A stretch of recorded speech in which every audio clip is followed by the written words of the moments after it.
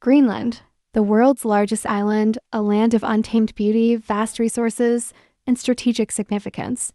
A jewel of the Arctic that in recent political conversation been the subject of global interest. But today, let's address a bold proposition, one that the United States has hinted at in the past, the idea of the U.S. buying Greenland and why Denmark should not give it up. Greenland isn't just a remote icy expanse. It's an integral part of the Kingdom of Denmark, and by extension, Europe. Firstly, the island has historical and cultural ties to Denmark that date back to the 18th century. Over time, Greenland has gained self-governance, but it remains part of the Danish realm. For Europe, Greenland represents not just a political asset, but a shared legacy. When looking at the language and customs, you could argue that Greenland is very distinct from Europe. For example, Greenlandic, which is a language that 70% of the island speaks, has its origins in Inuit languages, which are languages that are spoken in northern parts of Canada and are considered as Indigenous American languages. However, in that case, the offer to buy Greenland should be made by Canada and not the US, as they have a far better cultural and historical reason for claiming Greenland. With that out of the way, let's address the second reason and most likely the main reason for why the US wants Greenland.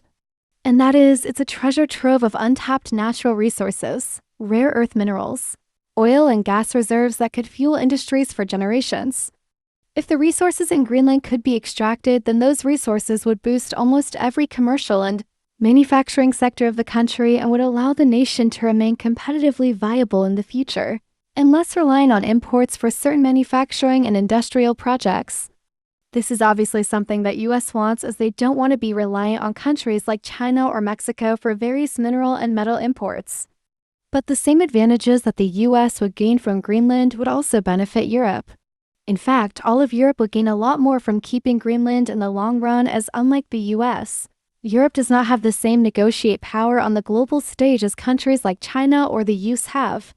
And to take it one step further, as the Arctic ice melts, new shipping routes can be created, allowing Europe to open up new commercial trading routes for European markets. Europe's security is intertwined with Greenland. The island hosts the U.S. Thule Air Base, a cornerstone of NATO's Arctic defense strategy. Losing Greenland would jeopardize Europe's influence in NATO and weaken its ability to counterbalance rising powers in the Arctic like Russia and China. If Europe relinquished Greenland, it would hand the United States an overwhelming advantage in the region. Now, the final reason why Europe should not surrender Greenland to the US isn't related to culture or economic, but is just a practical reason. The US is currently competing with China and is shifting their focus from Europe to Asia. However, if the US wants to confront and compete against China, it has to have strong, capable allies that it can rely on in the future. After all, if your allies are weak, then you can't really on them for help. However, if the US wants to confront and compete against China, it has to have strong, capable allies that it can rely on in the future. After all, if your allies are weak, then you can't really depend on them for help. Also, even if the United States threatens war for Greenland, then the EU just needs to call the United States bluff. Because any aggressive military action, especially ones taken against your own allies, will stain the United States' reputation, and that is something that the Americans can't afford. And beyond just reputational damage, Europe as a whole is one of the America's closest allies, and while the United States has the military power to take Greenland, might cost them goodwill in one of the most sensitive parts of the world. So yay, those are some of the reasons why the EU should not hand over Greenland. It mainly comes down to commercial economic reasons, followed by lack of culturally historical claims, and ultimately comes down to just strategical reasoning. But what do you all think?